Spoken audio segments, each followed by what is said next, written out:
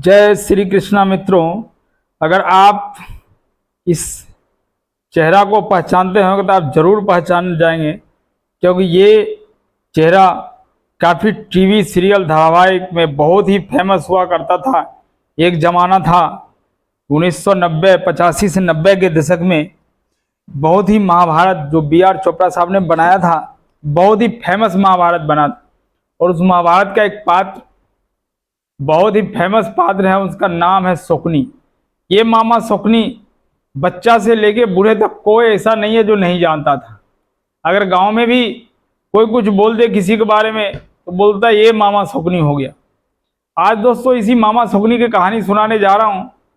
दोस्तों आप लोग से निवेदन है कि अगर आप हमारे चैनल पे नए हैं, नए दर्शक हैं, अगर सुन रहे हैं तो प्लीज़ मेरे चैनल को सब्सक्राइब कर दीजिएगा और बगल में लगे बेल आइकन को भी प्रेस कर दीजिएगा। और कहानी वीडियो अच्छा लगे तो लाइक कर दीजिएगा और दोस्तों को भी शेयर कर दीजिएगा कि आपका एक लाइक, शेयर और सब्सक्राइब से हमारा हौसला बढ़ जाता है। तो आइए दोस्तों कहानी की शुरुआत करते हैं।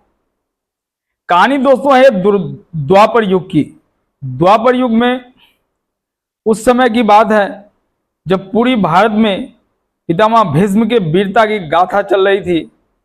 और यहाँ उनका जो महाराज थे उस टाइम के धृतराष्ट्र, वो धृतराष्ट्र शादी के योग्य हो गए थे और सबको पता था कि ये जन्मांध है, जन्म से अंधा है, ये जन्म से ही दिखाई नहीं दे रहा था। वो जन्मांध थे और उनका शादी को प्रस्ताव लेके एक बार पितामह भीष्म में गए गांधार।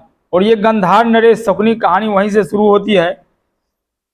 उस समय के राजा गांधार नरेश का राजा थे महाराजा सुबाला। और सुबाला के भी 100 पुत्र थे, उसमें से सबसे छोटे पुत्र शकुनी थे और उसकी पुत्री का नाम गांधारी थी। और उसके रिश्ते के बाद लेके पितामह भीष्म गए गांधार। और पितामह भीष्म की वीरता की वजह से किसी ने भी पितामह भीष्म का विरोध नहीं किया और मन ही मन गांधारी भी धृतराष्ट्र को अपना पति मान चुका था। हुआ क्या, उनका हाथ मांग लिया। ये हालांकि ये रिश्ता ना तो महाराज सुबाला को भी पसंद था और ना ही शकुनी का भी पसंद था। वो सोच रहा था कि अंधे धृतराष्ट्र से शादी करके क्या करेंगे। उसका राजपाट तो उसका छोटा भाई पांडु दिखता है, पूरा देखता है राजपाट पांडु। लेकिन उस समय पितामह भीष्म के आगे किसी की बोलने की हिम्मत न हुई। और ये शादी होने के कुछ ही दिनों बाद पता लगा कि गांधारी की एक और पहले से ही शादी हो चुका था। शायद उसका मानना था, किसी ने बताया ज्योतिष ने, इसका एक शादी जो होगा उसका पति जल्दी मर जाएगा, इसीलिए किसी जानवर से या किसी से उसका शादी करा दिया गया ताकि वो मरे कोई मनुष्य के प्राण न जाए।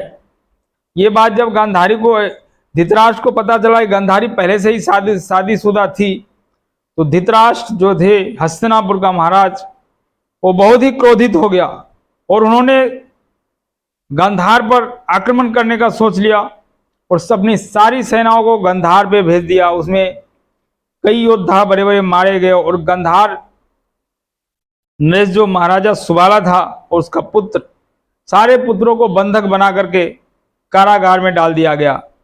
और कारागार में डालने के बाद सोचा गया कि इसको इतना कम खाना दो कि आपस में भूख के मारे मर जाए। कारागार में कई लोग मरने लगे, बहुत सारे जो कारागार में थे कैदी सब मरने लगे। तब महाराज सुबाला जो था उसने सोचा हम लोग भूखे मरेंगे, लेकिन हमारा ऐसे में तो खानदान खत्म हो जाएगा, लेकिन हम एक पुत्र को जान बचाएंगे। और वो पुत्र को जान बचाने के लिए सोचा वो शकुनी था, जो महाराज सुबाला के सबसे छोटे पुत्र थे। और सारे ने अपना में ये बात किया और निर्णय लिया कि हम छोटे राजकुमार शकुनी को प्राण बचाएंगे, उनकी प्राणों की रक्षा करेंगे। और तत्पश्चात महाराजा सुबाला ने जो उसका दामाद महाराज धृतराष्ट्र था उससे आग्रह किया कि महाराज हमारे एक पुत्र जो शकुनी है उसको आज़ाद कर दो, जेल से रिहा कर दो, एक कैद से रिहा कर दो और वो हमेशा आपके सेवा में रहेगा, हमेशा हस्तिनापुर का सेवा करेगा। ये मेरी ख्वाहिश है, ये मेरी विनती है। और हस्तिनापुर महाराज जो धृतराष्ट्र था वो इस विनती को मान गया और शकुनी को जेल से कारागार से रिहा कर दिया। उस समय कारागार हुआ करता था, उसको रिहा कर दिया। रिहा करने के बाद महाराज सुबाला का तबीयत बिगड़ी, लेकिन उसको आने जाने का परमिशन था, उसको आने जाने के लिए उसको आज्ञा था, अनुमति था, जो कभी भी अपने पिता से मिलने जाया करता था शकुनी। और जब शकुनी मिलने गया तो एक दिन ऐसा हुआ कि उसका तबीयत बहुत खराब हो गया, उसका पिताजी का। जब शकुनी का पिताजी का तबीयत बहुत खराब चल रहा था तो उसका पिताजी ने कहा कि ये जब मैं मर जाऊं तुम एक प्रतिज्ञा करो कि जब मैं मर जाऊं तो मेरा जो रीढ़ का हड्डी है उससे एक पासा बनाओगे, जो पासे से तुम्हें कोई नहीं हरा सकता। ये पासा वो बनेगा जो तुम्हारा मन चाहा अंक दर्शाएगा, जो तुम चाहोगे वही दिखेगा। ये पासा शकुनी को प्रतिज्ञा किया, शकुनी ने प्रतिज्ञा किया और उसके पिताजी ने बोला मेरा रीढ़ की हड्डी से पासा बनाना। उसके बाद उसके शकुनी के जितने भी परिजन थे वहां पे, उन्होंने मिलकर के उसका पूरा एक पैर को तोड़ दिया, एक टांग तोड़ के लंगड़ा बना दिया।